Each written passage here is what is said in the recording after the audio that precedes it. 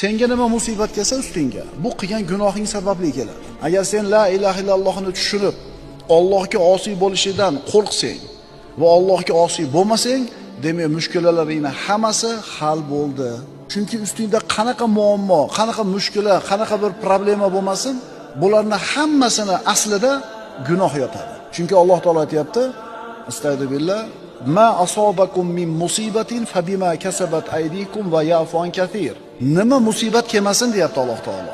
U molingga kelgan musibatmi, sog'lig'ingga kelgan musibatmi, hurmatingga kelgan musibatmi, oilaviymi, iqtisodiymi, ijtimoiymi, qanaqa muammo bor bo'lmasin, deyapti Alloh taolo, bima kasabat aydikum. O'zingizlar qilgan gunoh tufayli keladi deyapti. Shuncha aytyapmiz-da. La ilaha illallohni tushunsang haqiqiy ma'noda, faqat Allohning xohishi bo'lishini bilsang, gunoh qilgani uyalasan, hayo qilasan. Gunoh qilmayapsanmi? Gunohdan o'zingni ehtiyot qilyapsanmi? Demak, muammo qolmaydi ustingda.